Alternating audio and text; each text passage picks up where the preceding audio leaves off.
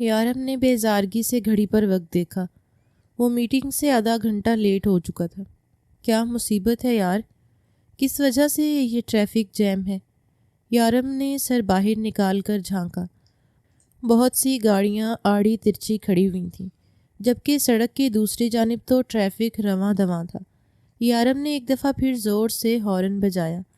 जवाबन आगे वाली गाड़ियों ने भी ज़ोर ज़ोर से हॉर्न बजाए और तभी यारम के मोबाइल की घंटी बजी। यारम ने मोबाइल उठाया। वो उसके नए बिजनेस पार्टनर की कॉल थी। सॉरी यार, बस मैं अभी पहुंचने ही वाला हूँ, बस ट्रैफिक जैम में फंस गया हूँ। यारम ने वजाहत देने की कोशिश की, मगर दूसरी जानिब वाला शख्स थोड़ी उजलत में था। यारम साहब, मेरी आज फ़्लाइट है, इसलिए आप जल्दी पहुंच जाइए, वरना हमारा कॉन्ट्रैक्ट खतरे में पड़ सकता है। दूसरी जानिब वाला शख्स बोला। यारम ने बेजारगी से फ़ोन काट दिया। आगे खड़ी गाड़ियों में से कोई भी अपनी जगह से हिलने को तैयार नहीं था। तंग आकर यारम गाड़ी का दरवाज़ा खोलकर नीचे उतर आया। एक एक करके वो हर गाड़ी को देखता आगे जा रहा था। सभी गाड़ियों में मर्द बेजार शक्लें बनाकर बैठे हुए थे।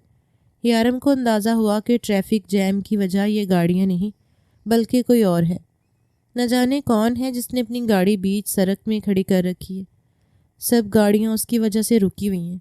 यारम एक गाड़ी के पास से गुजरा तो गाड़ी के अंदर बैठा हुआ शख्स बड़बड़ा रहा था और साथ ही साथ में ज़ोर ज़ोर से हॉर्न भी बजा रहा था। यारम की पेशानी पर बल से पड़ने लगे। स्याह जैकेट की आस्तीनों को पीछे करता वो तेज़ी से चलता सामने आया। गाड़ियों के हजूम में एक छोटी सी गाड़ी इस तरह खड़ी थी जैसे किसी ने बीच सड़क में उसे पार कर दिया हो। उसकी वजह से पीछे गाड़ियों की एक लंबी कतार लग चुकी थी। क्या मसला है मोहतरमा? अगर आपको गाड़ी चलाना नहीं आती तो घर से गाड़ी में बैठकर निकलते ही क्यों हैं? रिक्शा, टैक्सी या कोई दूसरी सवारी इस्तेमाल कर लिया करें। हर किसी को परेशान कर रखा है आपने। यारम ने खिड़की पर झुकते हुए सख्ती से कहा। ड्राइविंग सीट की दूसरी जानिब धंधोल एक शीशे की दूसरी जानिब उसे नज़र आ रहा था। गाड़ी की सीट पर कोई मर्द नहीं बल्कि एक लड़की बैठी थी, जिसके सुनहरी रेशमी बाल उसकी कमर पर बिखरे हुए थे। दुबली पतली खूबरू हसीना का चेहरा दूसरी तरफ था। ड्राइविंग सीट पर लड़की को देखते ही यारम का दिमाग घूम गया। एक तो ये आजकल की लड़कियां जब जी चाहा बाप की गाड़ी लेकर निकल पड़ती हैं, हालांकि चलाने की अल्फ नहीं पता। यारम ने उंगली से शीशे पर जोर से खटखटाया। अब की बार वो चौंक कर यारम की जानिब मुड़ी थी। वो जो कोई भी थी बेहद हसीन थी और उसकी आंखों में परेशानी सी थी। देखिए मिस्टर, तमीज़ से बात कीजिए। मैंने खुद अपनी गाड़ी ख़राब नहीं की, ये खुद ही सड़क के बीच में रुक गई है। अब मैं इसे चलाने की कोशिश कर तो रही हूँ। आप लोगों में थोड़ा सा सब्र और सुकून नहीं, बजाय इसके कि मेरी मदद करें सभी जानवरों की तरह चीख चिल्ला रहे हैं। वो लड़की रोहांसी हो गई थी। यारम की भूरी आंखों में गुस्से के साथ साथ बेजारी का अंसर भी उभरा। वो एकदम अपनी जानिब से घूमा और ड्राइविंग सीट के बराबर खड़ा हो गया। उसने हाथ बढ़ाकर गाड़ी का दरवाज़ा खोला। ड्राइविंग सीट पर बैठी हुई लड़कियां नुमायां हो गईं। उसने सर झुका रखा था और डैशबोर्ड में कुछ तलाश कर रही थी। यारम ने हाथ बढ़ाकर उसे बाजू से पकड़कर गाड़ी से बाहर घसीट लिया। ये क्या बदतमीज़ी है? कौन है आप और आपकी हिम्मत कैसे हुई मुझे हाथ लगाने की? लड़की ने सर उठाकर गुस्से भरी निगाहों से यारम को देखा और यारम तो जैसे वहीं उसी लम्हे में साकत रह गया था। उसे यूं लगा जैसे कि ज़मीन की गर्दिश थम चुकी हो। वो उस चेहरे को पहचानता था। ये वही था जिसे वो इतने बरसों से तलाश कर रहा था। उसके सामने कोई और नहीं, हूर खड़ी थी। वही लड़की जिसने अरसा हुआ उसकी रातों की नींद बर्बाद करती थी। हूर ने भी उसे देख लिया था, इसीलिए तो एक पल के लिए वो ठहर सी गई। ओ मिस हसीना आलम, गाड़ी चलानी नहीं आती तो घर से लेकर निकलती ही क्यों हो? अब हटाओ अपने इस डब्बे को सामने से, हम सबको देर हो रही है। यारम और हूर दोनों ही चौंके थे। हूर की गाड़ी के ऐन पीछे खड़ी गाड़ी से एक मोटी तोंद वाला बंदा झांक कर चिल्ला रहा था। हूर के चेहरे पर एक दफ़ा फिर परेशानी झलकी। अब की बार यारम ने उसका बाजू छोड़कर उसका हाथ थाम लिया। चलो मेरे साथ। वो उसे घसीटते हुए गाड़ियों के हजूम में से निकाल रहा था। कहाँ लेके जा रहे हो मुझे? हाथ छोड़ो मेरा। میں تمہارے ساتھ کہیں نہیں جاؤں گی۔ حور دبا دبا سا احتجاج کرتے ہوئے اپنا ہاتھ چھڑانے کی کوشش کر رہی تھی، لیکن یارم کی مضبوط گرفت کے آگے اس کی ایک نہ چل رہی تھی۔ اسے گاڑیوں کے ہجوم میں سے نکال کر باہر لے آیا تھا۔ اب وہ اپنی جیب سے موبائل نکال کر کسی کا نمبر ملا رہا تھا۔ حور مسلسل اپنا ہاتھ چھڑانے کی کوشش کر رہی تھی۔ ہاں خدا بخش، فوراً سے گاڑی لے کر اس روڈ پر پہنچو۔ یارم نے ملازم کو روڈ کا نام بتا کر حکم دیا اور موبائل واپس جیب میں ڈال لیا۔ یہ روڈ اس کے گھر سے بس تھوڑے ہی فاصلے پر تھا۔ وہ حیرت بھری نظروں سے حور کا جائزہ لے رہا تھا، جس کے چہرے پر شدید برہمی نمودار ہو چکی تھی۔ مجھے اس طرح گھسیٹ کر یہاں لانے کا تمہارا کیا مقصد ہے؟ حور نے پوچھا، مگر یارم اپنی حیرت کے جھٹکے سے سنبھلتا تو کچھ کہتا۔ اس کی نگاہیں حور کے وجود پر پھسل رہی تھیں۔ سبز رنگ کے خوبصورت لباس میں اس کا متناسب سراپا یارم کی آنکھوں کو خیرہ کر رہا تھا۔ سبز آنکھیں آج بھی ویسے ہی تھیں اور سنہری بالوں کی چمک تو مزید بڑھ چکی تھی۔ اس سے پہلے کہ وہ اسے کوئی جواب دیتا، خدا بخش کی گاڑی کا ہارن سنائی دیا جو دوسری لین میں آ رہا تھا۔ فی الحال اس ٹریفک جیم سے باہر نکلو، مجھے تمہاری گاڑی کو بھی ٹھکانے لگانا ہے۔ یارم نے سنجیدگی سے کہتے اسے گاڑی کے اندر بٹھایا، جبکہ وہ مسلسل مزاحمت کر رہی تھی۔ مجھے نہیں جانا تمہاری گاڑی میں بیٹھ کر، میں خود اپنی پریشانی کا حل نکال سکتی ہوں۔ وہ مزید بھی کچھ کہہ رہی تھی، مگر یارم نے گاڑی کا دروازہ بند کر کے خدا بخش کو اشارہ کر دیا تھا۔ خدا بخش گاڑی آگے بڑھا کر لے گیا۔ یارم کی ایک فون کال پر حور کی گاڑی کو اس کا ملازم سڑک کے بیچ میں سے نکال کر لے گیا تھا۔ ٹریفک بحال ہو گیا تو یارم بھی اپنی گاڑی میں بیٹھ کر آفس چلا آیا۔ میٹنگ کے لیے آئے ہوئے اس کے بزنس پارٹنرز ابھی تک وہیں تھے۔ انہوں نے اپنی فلائٹ کینسل کر دی تھی، کیونکہ یہ یارم کاظمی جیسے طاقتور شخص کے ساتھ ہونے والی میٹنگ کو وہ کسی بھی صورت پر ہاتھ سے جانے نہیں دے سکتے تھے۔ میٹنگ اٹینڈ کرتے ہی یارم تیزی سے آفس سے باہر نکل آیا۔ اسلام آباد کی خوشگوار دوپہر میں آفس سے باہر نکلتے ہی یارم نے گہری سانس لی۔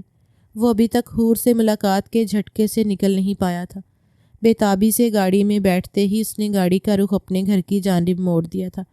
اس نے خدا بخش کو یہی تلقین کی تھی کہ حور کو سیدھا اس کے گھر لے جائے۔ کہاں ہے وہ؟ گاڑی سے اترتے ہی اس نے ملازم سے پوچھا۔ سرکار، بی بی کو اندر والے کمرے میں بھیج دیا ہے۔ وہ بہت غصہ ہو رہی ہیں اور بار بار دروازہ بجا کر باہر نکلنے کی کوشش کرتی ہیں، لیکن آپ کی ہدایت کے مطابق میں نے دروازے کو لاک کر دیا تھا۔ ملازم کی بات پر یارم لمبے لمبے قدم اٹھاتا اندر کی جانب بڑھ گیا تھا۔ اس کے کمرے کا دروازہ ابھی بھی اندر سے زور زور سے پیٹا جا رہا تھا۔ یارم نے دروازہ کھولا اور اندر داخل ہو گیا۔ سامنے ہی وہ کھڑی تھی، سرخ پڑتے چہرے کے ساتھ۔ وہ اپنے ضبط کی انتہا پر تھی۔ تم آخر خود کو سمجھتے کیا ہو؟ کیا حق ہے مجھ پر تمہارا جو تم نے مجھے اس طرح اپنے کمرے میں قید کیا ہے؟ کیا تم بھول گئے ہو کہ میں کون ہوں؟ وہ غصے سے گھرا رہی تھی۔ یارم کاظمی نے اطمینان سے اندر داخل ہوتے ہوئے دروازہ بند کیا اور دروازے کے پشت سے ٹیک لگا کر کھڑا ہو گیا۔ سینے پر ہاتھ باندھے اب وہ بڑی فرصت سے اس کا جائزہ لے رہا تھا۔ سنہری بالوں کی کئی لٹیں اس کے ماتھے پر بکھر گئی تھیں۔ لمبی گردن میں جھولتا لاکٹ نیچے گر گیا تھا اور سفید رنگت میں سرخی کھلی ہوئی تھی۔ وہ بے اختیار 2 قدم آگے بڑھا۔ حق بنانے میں کتنا وقت لگتا ہے؟ تم اس وقت میری دسترس میں ہو، میرے سامنے ہو، کوئی دخل اندازی کرنے والا نہیں۔ میں چاہوں تو ابھی اور اسی وقت تمہارے وجود سے اپنے سارے حقوق وصول کر سکتا ہوں۔ اس کی آواز میں شدتیں جھلکنے لگی تھیں۔ اس کا مخمور ہوتا لہجہ محسوس کرتے ہی وہ بے اختیار 2 قدم پیچھے ہٹی۔ سامنے سے ہٹو، مجھے گھر جانا ہے۔ اب کی بار وہ پھر خود پر قابو پاتے ہوئے بولی تھی، مگر یارم کاظمی 2 قدم چل کر اپنے اور اس کے درمیان کا فاصلہ مٹا چکا تھا۔ اس نے دھیرے سے ہاتھ بڑھا کر اس کی کان میں جھولتی چھوٹی سی چاند جیسی بالی پر انگلی پھیری۔ میرا دیا ہوا تحفہ تو ابھی تک سنبھال کر رکھا ہے، تو پھر مجھ سے اتنی نفرت کیوں؟ اس کی جانب جھکتا وہ مخمور لہجے میں بولا تھا۔ حور نے گھبرا کر اسے پیچھے دھکیلا۔ اپنی حد میں رہو تم، مجھے ہاتھ نہیں لگا سکتے، کانپتے ہوئے لہجے میں حور نے کہا تھا۔ یارم کو بے اختیار غصہ آیا، بھوری آنکھوں میں سرخی جھلکی۔ کیوں ہاتھ نہیں لگا سکتا میں تمہیں؟ آخر تمہیں ہو کیا گیا ہے؟ کیوں مجھ سے اس قدر نفرت بھرا رویہ ہے تمہارا؟ اتنے سالوں سے میں تمہیں ڈھونڈنے کی کوشش کر رہا ہوں. شہر، گاؤں، کون سی ایسی جگہ ہے جہاں میں نے تمہیں نہیں ڈھونڈا؟ اور آج جب تم میرے سامنے آ ہی گئی ہو تو مجھ سے اتنا بے اعتنائی بھرا رویہ کیوں؟ میں کوئی غیر تو نہیں؟ کیا بھول گئی ہو کہ میں کون ہوں؟ بھاری لہجے میں کہتا ہوا وہ سیدھا اس کی آنکھوں میں جھانکتا پوچھ رہا تھا. حور ساکت رہ گئی. نہیں، مجھے نہیں یاد کہ تم کون ہو. چبا چبا کر حور نے ایک ایک لفظ ادا کیا. یارم چند لمحے تک اسے دیکھتا رہا اور پھر یکدم آگے بڑھا. اس نے ہاتھ بڑھا کر اس کی کمر کے گرد بازو حائل کیے اور اسے ایک جھٹکے سے اپنے قریب کیا. اگر بھول گئی ہو تو میں اپنا اور تمہارا رشتہ یاد کروا دیتا ہوں. اس پر جھکتا ہوا وہ بولا تھا. حور کا ہاتھ بے ساختہ اٹھا اور یارم کے دائیں گال پر نشان چھوڑتا چلا گیا. ایک پل کے لیے تو وہ سناٹے میں رہ گیا. حور اس سے اپنا آپ چھڑا چکی تھی. تیزی سے زمین پر گرا دوپٹہ اٹھا کر وہ اس کے برابر میں سے باہر نکلتی چلی گئی. یارم لب بیچے اسے زیادہ دیکھتا رہا. اس کے عالی شان گھر سے باہر نکلتے ہی حور نے ایک دفعہ پلٹ کر بھی پیچھے نہیں دیکھا تھا. وہ یہاں کبھی دوبارہ نہیں آنا چاہتی تھی. گھر سے باہر نکلتے ہی اس نے ہاتھ سے ٹیکسی کو روکا. تھوڑی ہی دیر کے بعد وہ خالہ مومنہ کے گھر کے سامنے اتر رہی تھی. کہاں رہ گئی تھی؟ حور تمہاری گاڑی کہاں ہے؟ خالہ نے پوچھا تو اس نے آہستگی سے نفی میں سر ہلا دیا. خالہ مومنہ کے احسانات تو وہ کبھی بھی نہیں اتار سکتی تھی. انہوں نے اسے اس وقت سہارا دیا تھا جب ہر رشتے نے اس سے نظریں چرا لی تھیں. دور پار کے رشتہ دار ہونے کے باوجود خالہ مومنہ جس طرح اسے اپنے گھر میں پناہ دی تھی، یہ بات حور کو اچھی طرح یاد تھی. ابھی وہ انہیں کچھ بتا کر پریشان نہیں کرنا چاہتی تھی. خالہ کا موبائل لے کر اس نے اپنے موبائل کا نمبر ڈائل کیا جو گاڑی میں ہی رہ گیا تھا. موبائل اٹھانے والا شخص یارم کا ملازم تھا. حور جھنجھلا کر رہ گئی. گاڑی ٹھیک ہو چکی تھی. اسے گھر منگوانا بھی ضروری تھا. حور نے گھر کے نزدیک ایک سٹاپ پر گاڑی کو پہنچانے کا کہا. 20 منٹ بعد ہی اس کی گاڑی لے کر ملازم پہنچا تھا. چابی اس کے ہاتھ سے تقریباً چھینتے ہوئے حور ابھی گاڑی میں بیٹھی ہی تھی جب اس کا موبائل بجنے لگا. کوئی انجانا سا نمبر تھا. حور نے بے اختیار فون کان سے لگایا. حور بی بی، گاؤں میں بڑا مسئلہ ہو گیا ہے. آپ کے والد صاحب کی جو زمینیں ہیں ان پر ایک نئے آنے والے وڈیرے نے قبضہ کرنے کی کوشش کی ہے. اس کے بھیجے ہوئے بندے صبح سے زمینوں کا احاطہ کر رہے ہیں. ہمارے لوگ مزاحمت تو کر رہے ہیں لیکن آپ کی یہاں موجودگی ضروری ہے. آپ کے حکم کے مطابق ہی کام ہوگا. یہ دین محمد کی آواز تھی جو پریشانی سے لبریز تھی. حور نے ٹھنڈی سانس لی. اب اس کا گاؤں جانا ناگزیر تھا. اس نے فون پر ہی خالہ مومنہ کو اپنے گاؤں جانے کی اطلاع دی تھی. اس سے زیادہ وقت اس کے پاس تھا ہی نہیں. جن زمینوں کو اس نے اپنی جان اور عزت داؤ پر لگا کر حاصل کیا تھا، آج پھر سے کوئی ان پر قبضہ کرنے والا تھا. یہ خیال ہی حور کو بے چین کر رہا تھا. اس نے گاڑی سٹارٹ کی اور اس کا رخ گاؤں کی جانب موڑ دیا. 2 گھنٹوں کی ڈرائیو کے بعد وہ گاؤں پہنچ چکی تھی. وہی کچے پکے راستے اور میٹھی سی فضا. حور نے ایک گہری سانس لی. اسی گاڑی میں تو اس نے اپنے بچپن سے لڑکپن کا سفر طے کیا تھا. اس کی آنکھوں میں کرچیاں سی چبھنے لگیں. اس گاؤں کے ساتھ اس کی کئی یادیں وابستہ تھیں. گاڑی کھڑی کرتے ہوئے وہ نیچے اتری. چچا اور چچی کا گھر سامنے تھا. دروازہ کھلا تھا. اس کی پینسل ہیل گاؤں کے رستوں کی عادی نہیں تھی. حور نے دہلیز پار کی. سامنے ہی چچا چچی بیٹھے تھے. چچی لپک کر آئیں. ارے آ گئی میری بچی. شہر سے آنکھیں تجھے دیکھنے کے لیے ترس گئی تھیں. تمہارے بغیر تو اس گھر میں رونق ہی نہیں رہی. میں اور تمہارے چچا تو دن رات تمہیں یاد کرتے ہیں. چچی کی شکر سے لبریز آواز حور کے کانوں میں پڑی. وہ پھیکا سا ہنس دی. اس شکر کے پیچھے کتنی کڑواہٹ تھی یہ بات اس سے بہتر کون جانتا تھا. وہ خاموشی سے چلتی ہوئی اندر ڈرائنگ روم میں آ کر بیٹھ گئی تھی. اس کا انداز حکمانہ تھا. چچا اور چچی خوش آمدید انداز میں اس کے آگے پیچھے پھر رہے تھے. گھر کی ملازمہ کو انہوں نے حور کے کھانے پینے کے لیے کچھ لانے کا کہہ دیا تھا. وہ خاموش بیٹھی تھی. آج اس کی نظریں سامنے سنگل صوفے پر جمی تھیں جہاں آج سے ٹھیک 5 سال پہلے وہ آ کر بیٹھا تھا. یارم کاظمی، اس کی خالہ کا بیٹا، جس نے اپنی آدھی زندگی امریکہ میں گزاری تھی اور امریکہ سے واپس آنے سے پہلے ہی اسے اپنی ماں کی موت کی اطلاع ملی تھی. شاید وہ بدقسمت تھا یا حالات کی مرضی کہ وہ ماں کے جنازے پر نہیں پہنچ سکا تھا. جب وہ گھر پہنچا تو اس کے ہاتھ صرف ماں کا چھوڑا ہوا ایک خط لگا تھا، جس خط میں اسے ایک واضح ہدایت دی گئی تھی، ایک وعدہ، ایک وصیت، جسے پورا کرنے کے لیے وہ اس روز گاؤں کے اس چھوٹے سے ڈرائنگ روم میں بیٹھا تھا۔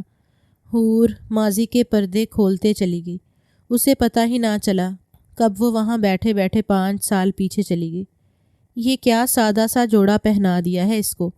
وہ الماری سے لال بھڑکیلا سا جوڑا نکال کر پہناؤ، لمبا سا پراندہ ڈالو، اور ہاں، تیز لال سرخ لپسٹک لگانا اس کو، بلکہ ایسا کرو نکلی پلکیں بھی لگا دو، اور خوب سارا میک اپ کر کے اس کو بالکل سفید بنا دو۔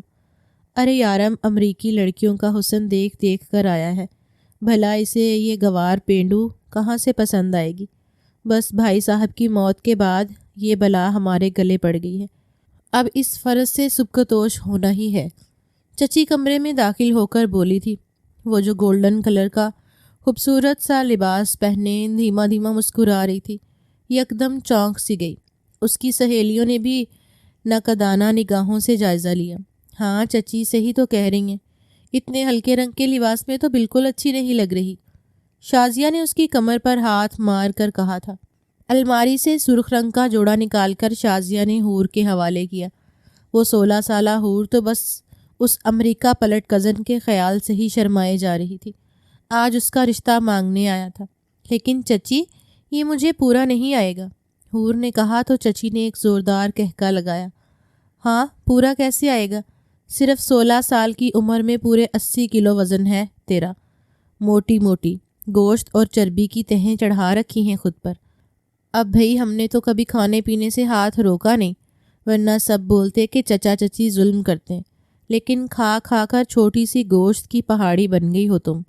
لیکن خیر چلو جیسے تیسے کر کے تمبو کی طرح خود پر لپیٹ لو یہ جوڑا، اور جلدی تیار ہو کے باہر آؤ۔ چچی نے اس کا مذاق بھی اڑایا اور ساتھ ہی حکم دیتے باہر نکل گئی۔ حور کو تھوڑی سی شرمندگی تو ہوئی، مگر کچی عمر اور گاؤں کے ماحول نے اسے قدرے ڈھیٹ سا بنا دیا تھا۔ وہ سرخ لباس لے کر واش روم میں جا گھسی۔ جیسے تیسے کر کے اس نے لباس کو خود پر چڑھا لیا تھا، مگر اس کوشش میں اس کا بے ڈول جسم مزید بھدا لگنے لگا۔ یہ حقیقت تھی کہ چچی نے کبھی کھانے پینے کی تنگی نہیں کی تھی، بلکہ وہ جان بوجھ کر اس کے سامنے ہمیشہ ایسی خوراک رکھا کرتی جس سے اس کی جسامت موٹی ہو جائے۔ صرف 5ویں تک پڑھانے کے بعد چچی نے اسے اسکول سے اٹھا لیا تھا اور گھر کے کاموں کاجوں میں لگا دیا تھا۔ وہ نہیں چاہتی تھیں کہ حور پڑھ لکھ کر کسی قابل بنے۔ حور کی بے مثال خوبصورتی سے وہ ہمیشہ ہی خائف رہی تھی۔ انہیں نہ جانے کیوں اس سے بلا وجہ کا حسد تھا، یا پھر خوف تھا کہ حور کے والدین کی جس جائیداد اور زمینوں پر دھوکے سے ان دونوں نے قبضہ کر لیے، حور کے پڑھنے لکھنے کے بعد وہ انہیں واپس حاصل کر سکتی تھی۔ شاید یہی وجہ تھی کہ انہوں نے حور کی شخصیت کو دبانے میں کوئی کسر نہ چھوڑی۔ کتنی اچھی لگ رہی ہوں میں، آئینے میں اپنے موٹے گول گپے جیسے وجود کو دیکھتے ہوئے حور نے شرما کر کہا۔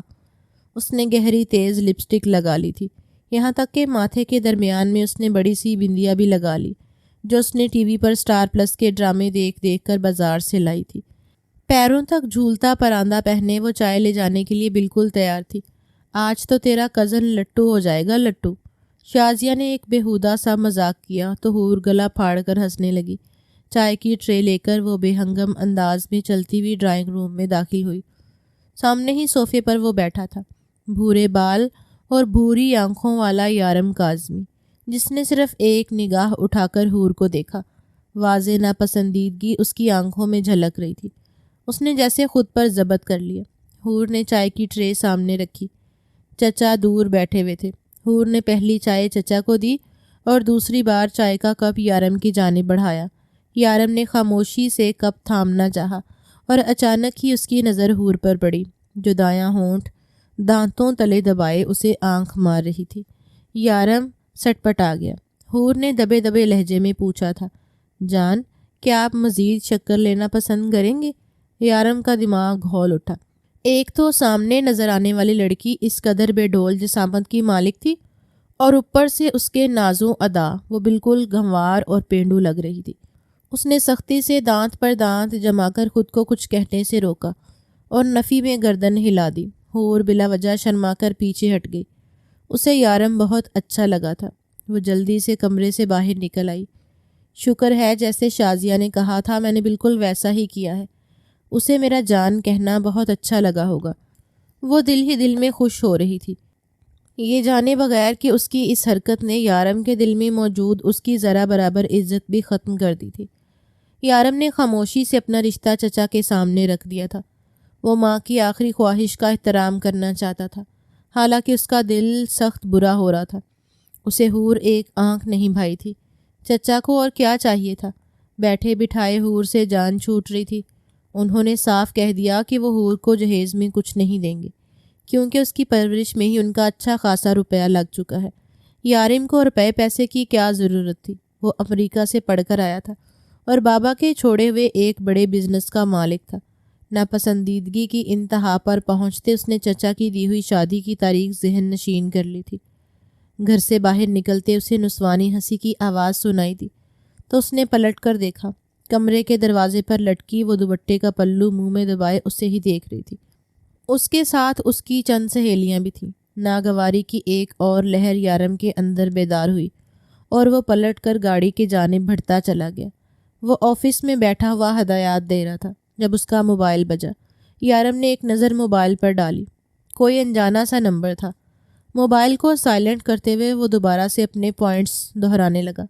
موبائل اسکرین مسلسل چمک رہی تھی۔ فون کرنے والا جو بھی تھا بہت ہی ڈھیٹ تھا۔ یارم جھنجھلا گیا۔ سبھی لوگ دیکھ رہے تھے کہ کسی کی کال آ رہی ہے۔ یارم نے ایک ہاتھ سے انہیں رکنے کا اشارہ کرتے ہوئے فون آن کر کے کان سے لگایا۔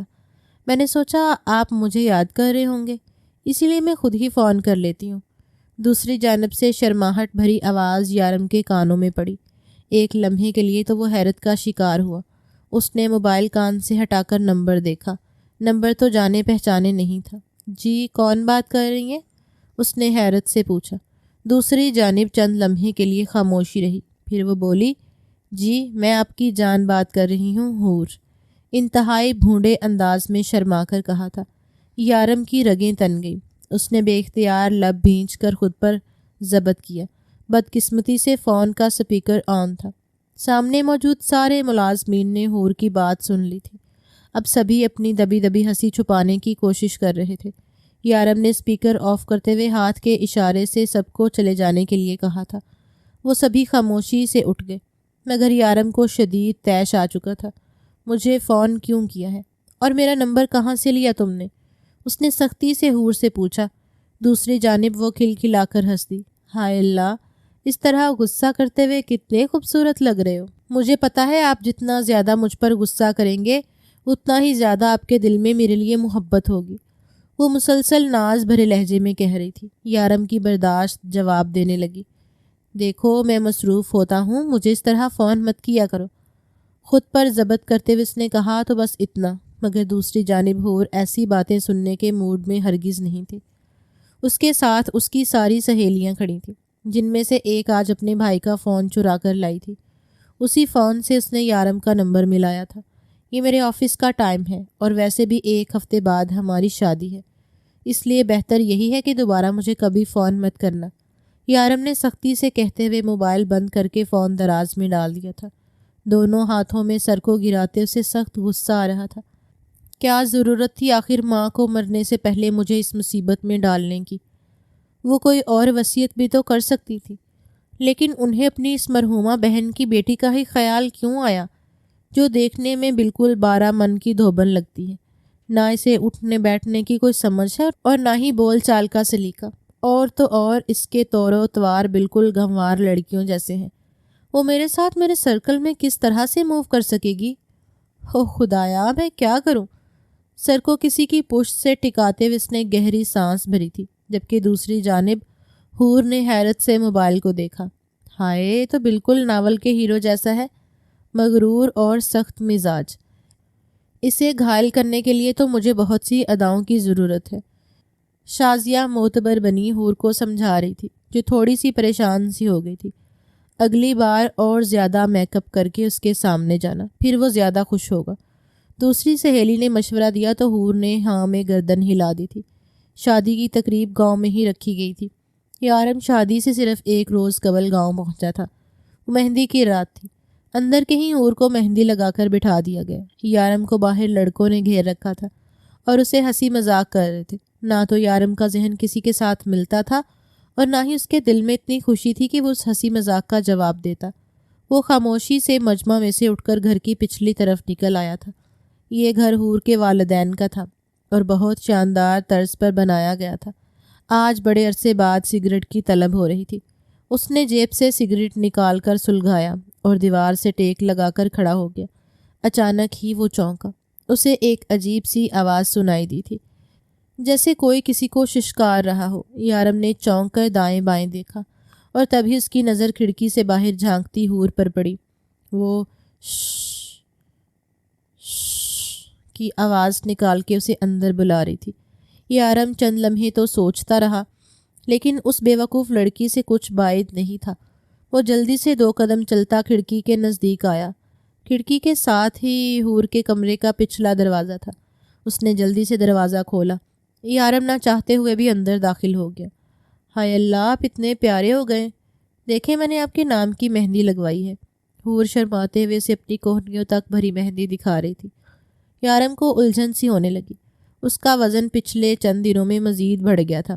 گال پھول کر کپاس ہو رہے تھے۔ وہ بہت حسین تھی، لیکن بے ہنگم طریقے سے بڑھے ہوئے وزن کی وجہ سے قبول صورت بھی نہ لگتی تھی۔ کیوں بلایا ہے؟ یارم نے بیزاری سے پوچھا تو وہ خوشی سے بولی، آپ کو اپنا شادی والا جوڑا دکھانے لگی ہوں۔ آپ نے تو سارے پیسے امی کو دے دیے تھے نا، تو میں خود جا کر اپنی پسند سے جوڑا خرید کر لائی ہوں۔ یہ دیکھیے۔ وہ لپک کر الماری تک گئی اور اندر سے اپنی شادی کے دن پہننے والا جوڑا نکال کر یارم کے سامنے پھیلا دیا۔ یارم کی آنکھیں پھٹی کی پھٹی رہ گئی۔ وہ جوڑا کیا تھا؟ ستارے موتیوں کی دکان لگ رہا تھا۔ سر سے پیر تک اس پر اتنا بھڑکیلا کام کیا گیا تھا کہ یارم کی سانس رکنے لگی۔ یہ پہنو گی تم شادی والے دن؟ یارم نے گھٹے گھٹے لہجے میں کہا۔ وہ ایک دم خوشی سے چہک اٹھی۔ ہاں، کتنا خوبصورت ہے نا، بہت مہنگا لیا ہے یہ میں نے۔ ایسا جوڑا تو یہاں کسی نے بھی نہیں پہنا آج تک۔ اسے پہن کر تو میں بالکل فلم سٹار لگوں گی۔ وہ بچکانہ انداز میں جوڑے کو اپنے ساتھ لگاتے ہوئے کہہ رہی تھی۔ ساتھ ہی ساتھ وہ بالکل گنوار لڑکیوں کی طرح کبھی اپنا کان کھوجانے لگتی اور کبھی اپنا سر۔ یارم کی نظر اس کے بالوں پر پڑی۔ اس نے صحیح اچھے طریقے سے بالوں میں تیل چپڑ رکھا تھا۔ یارم کی سانس رکنے لگی۔ نہیں، دیکھو پلیز، تم یہ کل نہیں پہن سکتی۔ میرے شہر کے سارے دوست شادی میں شرکت کریں گے، بارات کے ساتھ میرے ساتھ واپس جائیں گے۔ ایسے میں اگر تم اس قسم کا جوڑا پہنو گی تو سب میرا مذاق اڑائیں گے۔ اس لیے میں شہر سے تمہارے لیے نیا جوڑا آرڈر کر رہا ہوں۔ کل صبح تک وہ یہاں پہنچ جائے گا۔ تم شادی کے دن صرف وہی پہنو گی۔ یارم نے قطعیت سے کہتے ہوئے جیب سے موبائل نکالا تھا۔ حور نے آنکھیں پھاڑ کر اسے دیکھا۔ ہائے اللہ، اتنا پیارا جوڑا! آپ کیا چاہتے ہو میں وہ انگریز دلہنوں کی طرح بے حجاب گاؤن پہن لوں تاکہ آپ اور آپ کے سارے دوست میرا وجود دیکھتے پھریں؟ آپ کو مجھے دیکھنے کا اتنا ہی شوق ہے تو شادی کی رات بند کمرے میں دیکھ لینا نا۔ حور نے شرماتے ہوئے اتنی بڑی بات کہہ دی۔ یارم کا خون کھول اٹھا۔ حور کے چہرے کے تاثرات سے صاف لگ رہا تھا کہ اسے خود اندازہ نہیں اس نے کتنی بڑی بات کہہ دی ہے۔ یارم کا دل چاہا وہ اپنا سر پیٹ لے۔ حور کو کچھ بھی کہنا فضول تھا۔ اسے پتا تھا اس کی زندگی برباد ہو چکی ہے۔ اس ذہنی سطح کی لڑکی کے ساتھ اس کا گزارا ناممکن تھا۔ وہ تیزی سے دروازے سے باہر نکلتا چلا گیا۔ سگریٹ کو چوتے تلے مسلتے ہوئے وہ فون پر اپنے ملازم کو شہر سے ایک بہترین برائڈل ڈریس آرڈر کر رہا تھا۔ وہ بالکل نہیں چاہتا تھا کہ لوگوں کے سامنے اس کی بے عزتی ہو۔ وہ دل پر پتھر رکھ کر ماں کی خواہش کو پورا کرنا چاہتا تھا۔ ملازم کے سائز پوچھنے پر اس نے حقارت سے کہا تھا کہ جتنے بڑے سائز کا بھی لہنگا مل سکتا ہے لے آئیے۔ ملازم نے حیران ہوتے ہوئے حکم مان لیا تھا، مگر یارم کا سخت دل برا ہو چکا تھا۔ وہ رات اس نے گویا جاگ کر ہی گزارنی تھی۔ اگلے دن نکاح تھا۔ صبح صبح ہی اس کے شہر کے تمام کولیگز اور دوست احباب گاؤں پہنچنا شروع ہو گئے تھے۔ کمال ہے یار، امریکہ سے پڑھ کے آنے کے باوجود تو نے شادی کرنے کے لیے گاؤں کی لڑکی کا انتخاب کیا ہے۔ لگتا ہے بہت ہی حسین و جمیل اور نازک سی ہوگی حور بھابی، اسی لیے تو ہمارے یار کو پسند آ گئی، جس کی آنکھوں میں تو کوئی جھچتا ہی نہیں۔ دوست یار اسے حور کا نام لے لے کر چھیڑ رہے تھے، مگر وہ مسلسل لب بھینجے خود پر ضبط کر رہا تھا۔ مردان خانے میں وہ اس وقت سب جمع تھے۔ یارم اپنے دلہے والے لباس پہن چکا تھا۔ سفید رنگ کی شیروانی میں وہ بے حد وجیحہ لگ رہا تھا۔ سب دوست احباب تیار ہو رہے تھے۔ یارم کا دل سگریٹ کے لیے مچل اٹھا۔ وہ عام طور پر سگریٹ نہیں پیا کرتا تھا، لیکن کل سے وہ اتنی شدید ذہنی اضطراب سے گزر رہا تھا کہ اسے بار بار سگریٹ کی طلب ہونے لگتی تھی۔ نکاح ہونے میں کچھ وقت ہے، ابھی آ جاؤں گا۔ مردان خانے کے پچھلے حصے سے نکل کر اس نے سگریٹ سلگائی اور گہرے کش لیتے ہوئے خود کو پرسکون کرنے کی کوشش کرنے لگا۔ ابھی اسے کھڑے ہوئے چند لمحے ہی گزرے تھے کہ وہ چونک اٹھا۔ پھر سے حور نہ ہو، بیزاری کی ایک شدید لہر اس کے اندر جاگی، کیونکہ اسے یوں لگا تھا کسی نے سرگوشی میں کوئی بات کہی ہے۔ اس نے دائیں بائیں جھانکا، وہاں کوئی نہیں تھا، مگر آوازیں مسلسل آ رہی تھیں۔ آپ فکر ہی نہ کریں، میں نے حور کو ایسا بنا دیا ہے کہ وہ کبھی بھی اپنے شوہر کے دل پر راج نہیں کر سکے گی، نہ ہی یارم کو اس میں کوئی دلچسپی پیدا ہوگی۔ اس کی چال ڈھال، حلیے اور انداز پر میں نے بہت محنت کی ہے۔ حقارت بھرے لہجے میں بولتی ہوئی آواز حور کی چچی کی تھی۔ یارم ذرا سا چونک گیا۔ اس نے آگے ہو کر دیکھا، حور کے چچا چچی سرگوشی میں ایک دوسرے سے باتیں کر رہے تھے۔ مجھے تم پر پورا بھروسہ ہے، مگر یاد رکھنا، اگر کبھی بھی اس کے شوہر نے اس کا ساتھ دیا اور وہ یہاں واپس آ گئی تو یہ راج پاٹ سب ہاتھوں سے چلا جائے گا۔ یہ چچا منور کی آواز تھی۔ دونوں نہ جانے کیا بات کر رہے تھے۔ تبھی باہر کسی نے شور مچایا کہ نکاح پڑھانے والا مولوی آ گیا ہے۔ چچا اور چچی دونوں خود کو سنبھالتے ہوئے باہر چلے گئے۔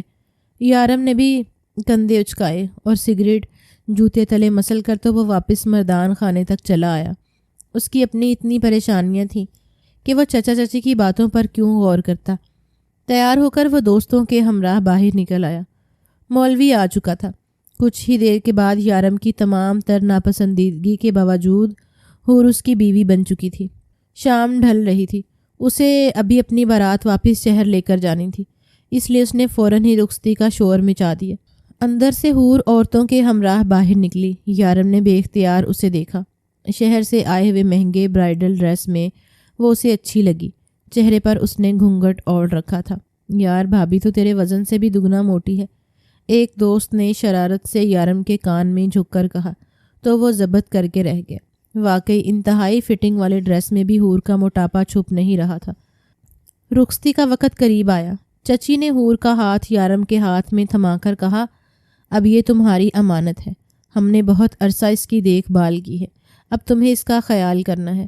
یارم نے ہاں میں سر ہلایا۔ وہ حور کو لے کر آگے بڑھ جانا چاہتا تھا، لیکن اچانک حور بری طرح چچی سے لپٹ گئی۔ ایک چیخ اس کے حلق سے نکلی۔ وہ دھاڑے مار مار کر رونے لگی۔ آس پاس موجود سبھی افراد حیران رہ گئے۔ دلہن کا رخصتی کے وقت رونا ایک نارمل بات تھی، لیکن حور جس طرح پینڈو والے انداز میں گلا پھاڑ پھاڑ کر رو رہی تھی، سبھی لوگ افسردہ ہونے کے بجائے اپنی ہنسی چھپانے پر مجبور ہو رہے تھے۔ یارم کو شدید شرمندگی سی ہوئی۔ اس نے آہستگی سے حور کا ہاتھ تھاما۔ خاموش ہو جاؤ، سب لوگ دیکھ رہے ہیں، کل دوبارہ آ کر مل لینا۔ مگر حور کہاں سن رہی تھی۔ وہ مسلسل چچی کے گلے سے لگی دھاڑے مار مار کر روئے جا رہی تھی۔ خود چچا اور چچی بھی بیزار سے ہونے لگے۔ یارم کا دل چاہا وہ اپنا سر پیٹ لے۔ تبھی گاؤں کی دو عورتوں نے آگے بڑھ کر حور کو چچی سے چھڑایا۔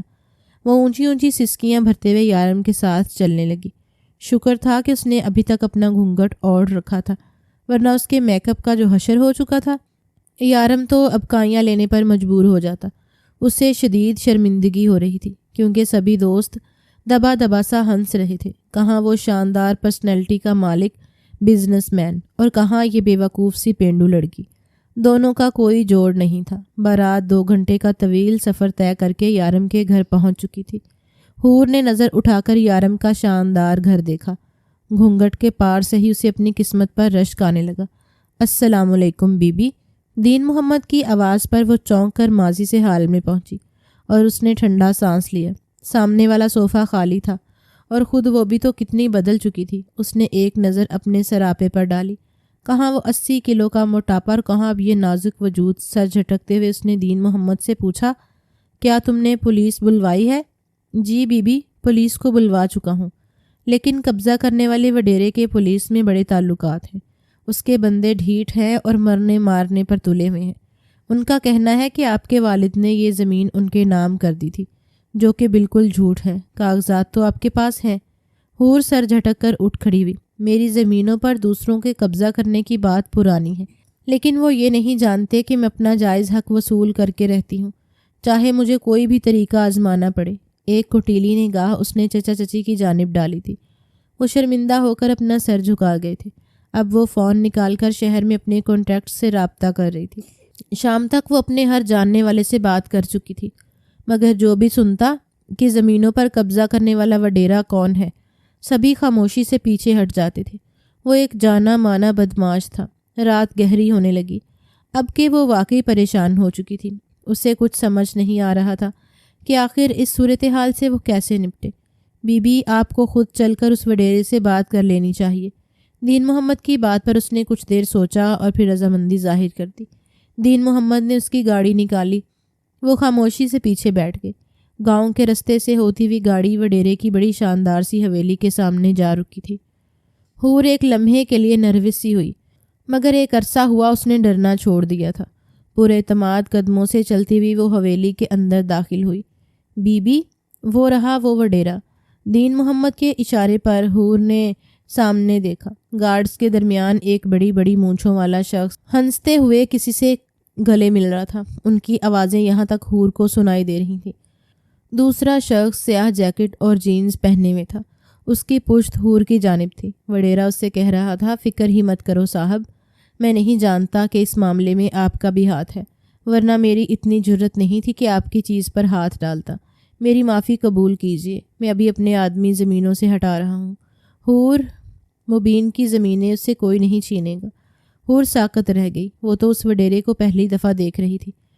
تو پھر یہ کون شخص تھا جو اس کی سفارش لے کر وڈیرے کے پاس آیا تھا؟ سیاہ جیکٹ والے شخص نے منہ موڑا تو اس کے چہرے پر سنجیدگی تھی۔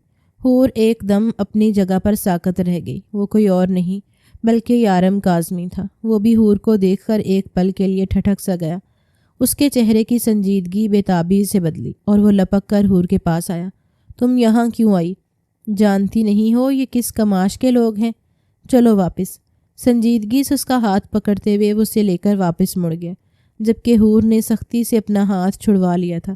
میں اپنی ساری جنگیں خود لڑ سکتی ہوں، مجھے تمہاری مدد کی کوئی ضرورت نہیں ہے، تلخی سے کہتے ہوئے وہ اپنی گاڑی کی جانب بڑھ گئی تھی۔ یارم لب بینجے اسے دور جاتے دیکھتا رہا۔ اتنا تو وہ دیکھ ہی چکا تھا کہ حور کا دل اپنی جانب سے صاف کرنے میں وہ قطعی طور پر ناکام رہا ہے۔ زمینوں پر افسر نو سیکیورٹی بڑھانے اور چچا اور چچی کو سخت جھاڑ پلانے کے بعد حور واپس آ گئی تھی۔ وہ دونوں سخت شرمندہ تھے، لیکن حور انہیں کوئی رعایتی نمبر دینے پر راضی نہیں تھی۔ مجھے نہیں پتا کہ اس میں آپ دونوں کا کوئی حصہ ہے یا نہیں، لیکن اب کی بار اگر میرے والدین کی زمین ہڑپنے کی آپ دونوں نے کوشش بھی کی تو یہاں عزت سے بیٹھ کر کھانا کھا رہے ہیں یہ بھی نصیب نہیں ہوگا۔ میں آپ دونوں کو جیل کے پیچھے سڑوا دوں گی۔ آتے آتے وہ انہیں واضح دھمکی دے کر آئی تھی۔ چچی کا رنگ فک ہو گیا تھا۔ بی بی یارم صاحب کئی بار گاؤں کے اس مکان کے چکر لگا چکے ہیں، وہ درخواست کر چکے ہیں کہ انہیں آپ سے ملاقات کرنی ہے، دین محمد نے نپے تلے انداز میں کہا تھا۔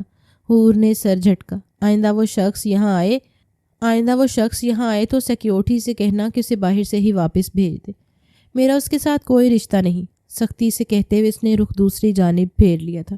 گاڑی اندھیرے راستوں پر رواں دواں تھی۔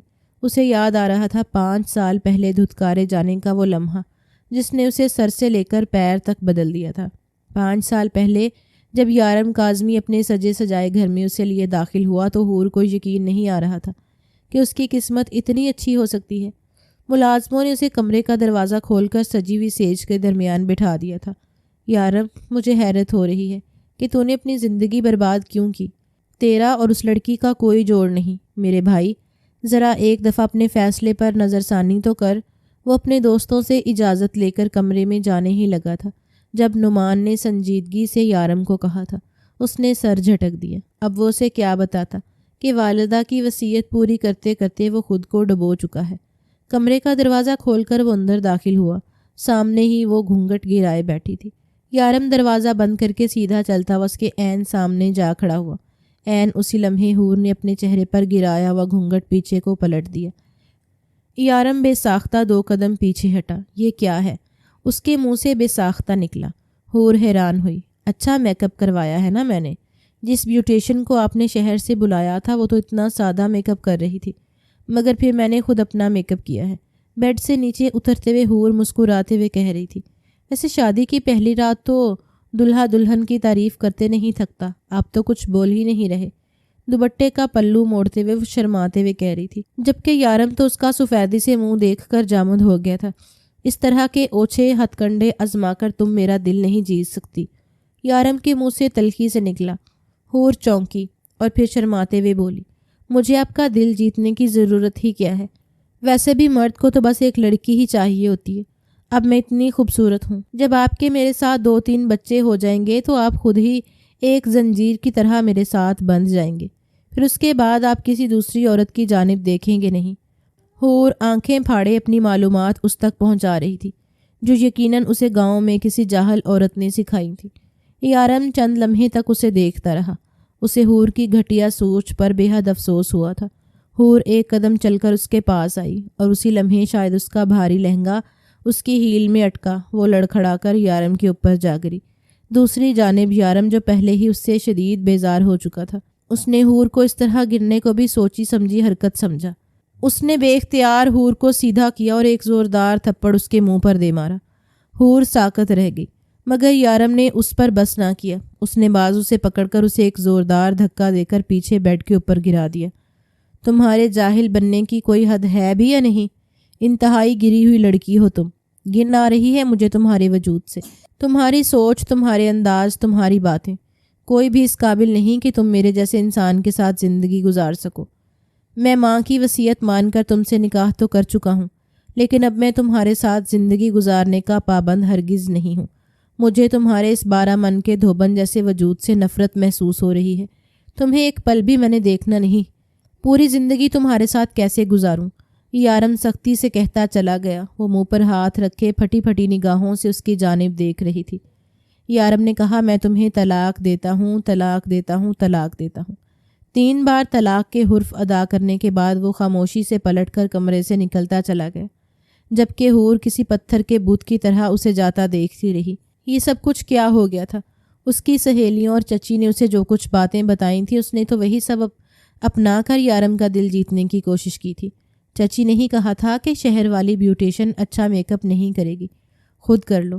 چچی نے ہی کہا تھا کہ یارم 2-3 بچوں کے بعد اس کا بے دام غلام بن جائے گا، اور مرد کو تو صرف ایک عورت کی ضرورت ہوتی ہے۔ حور کا دل چاہا زمین پھٹے اور وہ اس میں سما جائے۔ اس نے کانپتے ہاتھوں سے کمرے میں رکھے ہوئے ٹیلی فون سے چچی کے گھر کا نمبر ڈائل کیا۔ اس کا دل خشک پتے کی مانند لرز رہا تھا۔ چچی کا گھر مہمانوں سے بھرا تھا۔ گھنٹی بجنے پر شاید کسی نے فون کان سے لگایا، مگر حور کی آواز آنسوؤں میں دب رہی تھی۔ اس سے کچھ بولا ہی نہ گیا۔ چند لمحے ہیلو ہیلو کرنے کے بعد فون اٹھانے والے نے کریڈل دائیں طرف رکھ دیا تھا۔ آج کل کے لوگ وقت ضائع کرنے کے بہانے ڈھونڈتے ہیں۔ حور کے کانوں میں چچی کے گھر ہونے والی تمام باتوں کی آوازیں پڑ رہی تھیں۔ اس نے بولنا چاہا، لیکن اگلے ہی پل اس کے کانوں میں کسی نے پگھلا ہوا سیسا انڈھیل دیا۔ ارے آپ فکر مت کریں، جوتے کی نوک پر رکھے گا یارم کاظمی اس حور کو۔ دیکھا نہیں تھا کس بیزاری سے اسے اپنے ساتھ لے کر گیا ہے۔ صرف اپنی ماں کی وصیت نبھانے کے لیے شادی کی ہے اس نے حور سے، ورنہ اسے حور اور اس کی دولت اور جائیداد میں ذرا برابر بھی دلچسپی نہیں۔ فکر کرنے کی کوئی ضرورت نہیں ہے، حور کبھی اپنی جائیداد مانگنے واپس نہیں آئے گی۔ میں نے بہت سوچ سمجھ کر اس کی شخصیت ایسی گنوار بنائی ہے کہ کوئی اسے کبھی پسند نہ کرے اور نہ ہی کبھی اس کی کسی بات پر کوئی اعتبار کرے۔ وہ ساری عمر صرف جوتے ہی کھائے گی، جوتے۔ لکھ کر رکھ لیں میری بات۔ یہ چچی کی آواز تھی جو ہنستے ہوئے کہہ رہی تھی۔ دوسری آواز چچا کی تھی جو چچی کی تعریف کرتے ہوئے کہہ رہے تھے کہ پرانی دولت کو کس طرح قبضے میں کرنا ہے، یہ ہنر تو کوئی ان سے سیکھے۔ کریڈل اس کے ہاتھ سے پھسلتا چلا گیا۔ کچھ دیر پہلے وہ جو پھوٹ پھوٹ کر رو رہی تھی، یکدم ساکت سی ہو گئی۔ اس کے ساتھ زندگی نے کتنا بڑا جوا کھیلا تھا۔ کم عمری میں والدین چل بسے، چچا چچی نے انہی گھر میں آ کر ڈیرا ڈال لیا۔ اس کے والدین کی بنائی ہوئی دولت پر وہ لوگ عیش کرتے اور پھر یوں احسان کرتے جیسے وہ اپنے پاس سے رقم لگا کر اسے پال رہے ہوں۔ ساری زندگی حور اپنے چچا اور چچی کے احسان تلے دب کر جیتی رہی۔ اسے یاد آ رہا تھا چچی کس طرح اسے پورے گھر کا کام کاج کرواتی تھیں، لیکن جان بوجھ کر زیادہ چکنائی والے کھانے اسے کھلاتی تھیں۔ کبھی کبھی جب وہ اپنے وزن سے پریشان ہو کر وزن کم کرنے کی کوشش کرتی تو چچی کہتی کہ وہ یوں ہی موٹی زیادہ اچھی لگتی ہے۔ چچی نے اسے اٹھنے بیٹھنے بات کرنے کا کوئی سلیقہ نہیں سکھایا تھا، نہ ہی خود اسے کچھ اچھا سیکھنے دیا، بلکہ جان بوجھ کر اسے ٹی وی پر اسٹار پلس کے ڈرامے لگا دیا کرتی تاکہ حور کی شخصیت مزید بگڑ جائے۔ وہ کامیاب رہی تھی۔ حور پھوٹ پھوٹ کر رو دی۔ یارم اسے طلاق دے چکا تھا۔ رات کے اس پہر وہ کہاں جائے؟ وہ اپنے بکھرے ٹوٹے وجود کو سمیٹتی اٹھ کھڑی ہوئی۔ جانتی تھی اب اس کا یہاں رہنا بیکار ہے۔ چچا اور چچی کے گھر جانے کی اس کے اندر ہمت نہیں تھی۔ ایسے میں اسے اپنی صرف وہاں دور پار کی ایک خالہ یاد آئی جو اس شہر میں رہا کرتی تھی اور اکثر گاؤں میں اسے ملنے آتی تھی۔ یارم کا کہیں پتہ نہ تھا۔ وہ لڑکھڑاتے قدموں سے کمرے سے باہر نکلی تو سبھی ملازموں نے حیرت سے اسے دیکھا، مگر حور ذلت بھری نگاہ کا مطلب پہچان چکی تھی۔ وہ سیدھا یارم کے گھر سے نکلتی چلی گئی۔ ڈھونڈ ڈھانڈ کے آخرکار اس نے خالہ مومنہ کے گھر کا پتہ ڈھونڈ ہی لیا۔ وہ بیوہ تھیں اور تنہا رہا کرتی تھیں۔ انہوں نے حور کو کھلے دل سے خوشامدید کہا۔ حور نے آنسوؤں کے درمیان انہیں اپنی کہانی سنائی تو خالہ مومنہ نے آگے بڑھ کر اسے گلے سے لگا لیا۔ انہیں یقین نہ آیا کہ کوئی یتیم بچوں کے ساتھ ایسا ظلم بھی کر سکتا ہے۔ حور فیصلہ کر چکی تھی کہ وہ اپنی زندگی کو مزید تماشا نہیں بنائے گی۔ اس نے سب سے پہلے خالہ کی مدد سے کورٹ میں کیس دائر کیا۔ جس روز چچا اور چچی کے پاس عدالت کا نوٹس پہنچا ان کی آنکھیں پھٹی کی پھٹی رہ گئی، مگر چونکہ دولت اور جائیداد کی اصل وارث حور خود تھی، اسی لیے وہ سیدھا سیدھا کیس ہار رہے تھے۔ خالہ مومنہ کا ایک بیٹا وکیل تھا جو شادی شدہ اور دوسرے شہر میں رہتا تھا، مگر اس نے حور کو اس کا کیس لڑنے اور جیتنے میں بہت مدد کی۔ کچھ ہی عرصے کے بعد حور کے والدین کی تمام تر زمینیں اور دولت جائیداد باضابطہ طور پر اس کے نام منتقل ہو چکی تھی۔ وہ سر سے لے کر پیر تک بدل چکی تھی۔ پہلے کی طرح بات بات پر ہنسنے والی حور تو کہیں گم ہو گئی تھی۔ اس نے تو جیسے سنجیدگی کا لبادہ ہی اوڑھ لیا تھا۔ وقت بے وقت کھانا اس نے کب کا چھوڑ دیا تھا۔ خالہ مومنہ کے اصرار پر اس نے باقاعدگی سے جم جانا شروع کر دیا۔ کچھ ہی عرصے میں وجود پر برسوں پرانی جمی چربی پگھلنے لگی۔ چربی کے تہیں پگھلی تو اندر سے حور کا نرم و نازک سراپا نکل آیا۔ وہ ایسی خوبصورت اور حسین لڑکی کے روپ میں ڈھلی کہ جو اسے دیکھتا دیکھتا ہی رہ جاتا۔ چچا اور چچی تو اب اس کے نام سے بھی کپ کپانے لگے تھے۔ اس کا انداز ہی ایسا ہو گیا تھا کہ وہ اپنے سامنے اب کسی کو خاطر میں ہی نہیں لایا کرتی تھی۔ گھر آ گیا بی بی جی؟ دین محمد کی آواز پر وہ یکدم چونکی۔ 5 سال کا سفر اس نے کتنی جلدی طے کر لیا تھا۔ گہری سانس لیتے ہی وہ اپنی طرف کا دروازہ کھول کر نیچے اتر آئی۔ وہ بی بی خالہ مومنہ کے ساتھ ان کے گھر ہی رہتی تھی۔ بابا کی کچھ زمینیں بیچ کر اس نے شہر میں گارمنٹس کا ایک چھوٹا سا کاروبار شروع کیا تھا جو کامیابی سے چل پڑا تھا۔ اگلے روز وہ بجھے دل کے ساتھ آفس جانے کے لیے تیار ہوئی۔ موسم صبح سے ہی ابر آلود تھا۔ اپنے آفس کی کھڑکی میں وہ اداس کھڑی کھڑکی سے باہر جھانک رہی تھی۔ یارم کاظمی نے واپس اس کی زندگی میں آ کر تہلکہ سا مچا دیا تھا۔ کیا وہ سب پرانی باتیں بھول گیا تھا؟ لیکن یہ کیسے ممکن تھا کہ وہ بھولتا؟ اس کی آنکھوں کی نفرت آج تک حور کو یاد تھی۔ میڈم، آپ سے کوئی ملنے آیا ہے، تو اندر آنے کے لیے اصرار کر رہے ہیں۔ سیکٹری نے آ کر اطلاع دی۔ وہ بیزاری سے پلٹی۔ اس وقت وہ کسی سے ملنا نہیں چاہتی تھی، مگر سیکیورٹی کے پیچھے ہی کھلے دروازے سے اندر یارم کاظمی داخل ہوا۔ سیکرٹری کے نہ کرنے کے باوجود وہ حور کے عین سامنے آ کر کھڑا ہو گیا۔ حور کے اشارہ کرنے پر سیکرٹری خاموشی سے باہر چلی گئی اور دروازہ بند ہو گیا۔ تم میری بات کیوں نہیں سن رہی؟ میں اپنے پچھلے رویے پر معافی مانگنا چاہتا ہوں۔ مجھے پتا ہے کہ میں نے تمہارے ساتھ بہت غلط کیا، تم سے نکاح کیا اور تمہیں اس طرح بے عزت کیا، لیکن ان دنوں میری ذہنی کیفیت کچھ اور تھی۔ اب مجھے احساس ہو گیا ہے کہ میری زندگی کے لیے بہترین ہمسفر تمہارے علاوہ اور کوئی نہیں ہے۔ پلیز مجھے معاف کر دو۔ یارم نے حور کے دونوں ہاتھ پکڑ کر بےتابی سے کہا، یوں جیسے اگر ذرا سی بھی دیر ہو گئی تو حور کہیں اس کی بات سننے سے انکار ہی نہ کر دے۔ چند لمحے تک اسے دیکھتی رہی، پھر اس نے آہستگی سے اپنے ہاتھ واپس کھینچ لیے۔ ہاں، تم نے میرا بہت دل دکھایا ہے یارم۔ کیا تھا اگر تم نے مجھے میری خامیاں سمیت قبول کر لیا ہوتا اور پیار اور محبت سے میری ساری خامیوں کو دور کر دیتے۔ میں بغیر والدین کے پلی بڑی بچی تھی۔ اس وقت میری عمر 16 سال تھی۔ مجھے اندازہ نہیں تھا کہ کیا صحیح ہے اور کیا غلط ہے، لیکن تم تو میچور تھے، امریکہ سے پڑھ کر آئے تھے۔ کیا تمہارے اندر میرے لیے ذرا بھی ہمدردی نہ تھی؟ حور کی آواز آنسوؤں میں ڈوبنے لگی تھی۔ یارم کے چہرے پر شرمندگی پھیل گئی۔ وہ لپک کر ایک قدم آگے بڑھا۔ مجھے صرف ایک موقع اور دو حور، میں تمہاری ساری شکایتوں کو دور کر دوں گا۔ میں تمہیں اپنی محبت اور پیار دوں گا کہ تم اس زندگی کی تمام محرومیاں بھول جائیں گی۔ وہ شاید مزید کچھ کہتا مگر حور نے ہاتھ بڑھا کر اسے روک دیا۔ تم اب کچھ نہیں کر سکتے۔ شاید تم بھول رہے ہو کہ کمرے سے نکلنے سے پہلے تم نے مجھے 3 مرتبہ طلاق دی تھی۔ ہماری طلاق ہو چکی ہے۔ اب میرا اور تمہارا کوئی رشتہ نہیں ہے۔ تم یہاں سے جا سکتے ہو۔ سختی سے رخ موڑتے ہوئے وہ جیسے یارم کے دل کو چیر گیا تھا۔ اس نے ایک دم ہاتھ بڑھا کر اس کا بازو دبوچا اور اسے اپنے مقابل کھڑا کر لیا۔ نہیں حور، میں نے تمہیں صرف غصے کے عالم میں طلاق دی تھی۔ غصے کی حالت میں دی ہوئی طلاق کو میں طلاق نہیں مانتا۔ میں مولوی سے بات کروں گا، میں رجوع کر لوں گا، کوئی نہ کوئی حل ضرور نکل آئے گا۔ میں تمہیں ایک بار پھر کھونا نہیں چاہتا۔ تمہیں کھونے کے بعد پچھتاوے نے مجھے اندر سے کھوکھلا کر دیا ہے۔ خدا کے لیے دوبارہ میری زندگی سے مت جاؤ۔ وہ گڑ گڑا رہا تھا۔ اس کی آنکھوں سے آنسو بہنے لگے۔ حور نے ایک بے بس نگاہ اس کے گڑ گڑاتے وجود پر ڈالی اور آہستگی سے اس کے دونوں ہاتھوں سے اپنے آپ کو چھڑا لیا۔ اب تم کچھ نہیں کر سکتے۔ طلاق چاہے غصے کے عالم میں دی جائے یا ہوش و حواس میں، وہ طلاق ہی ہوتی ہے۔ اس کے بعد میاں بیوی کا آپس میں کوئی رشتہ نہیں رہ جاتا۔ ہمارا رشتہ ختم ہو چکا ہے۔ اس حقیقت کو جتنی جلدی تسلیم کر لو اتنا ہی بہتر ہے۔ میں زندگی میں آگے بڑھ چکی ہوں۔ تمہارے رویے اور چچا اور چچی کی سازش نے مجھے بہت کچھ سکھا دیا۔ آج میں ایک بہتر مقام پر ہوں۔ آنے والے کل میں کسی بہتر ہمسفر کے ساتھ شادی بھی کر لوں گی، اور یقین جانو مجھے اب کسی یارم کاظمی کی ہمدردی کی بھی ضرورت نہیں رہی۔ مضبوط لہجے میں کہتے ہوئے اس نے اپنے آنسو صاف کر لیے تھے۔ یارم کاظمی کے لب پھڑ پھڑا کر رہ گئے۔ اس نے جان لیا تھا کہ اس نے اپنے ہاتھوں سے حور کو کھو دیا ہے۔ بے اختیار ہی وہ نیچے بیٹھ کر پھوٹ پھوٹ کر رو دیا تھا۔ حور نے ایک تعصب بھری نگاہ یارم پر ڈالی اور بیگ اٹھا کر اپنے آفس سے باہر نکلتی چلی گئی۔ اس کی ہیل کی ٹک ٹک یارم کے دماغ پر ہتھوڑے برسا رہی تھی، مگر وہ جانتا تھا اب کی بار وہ پلٹ کر اس کی زندگی میں کبھی نہیں آئے گی۔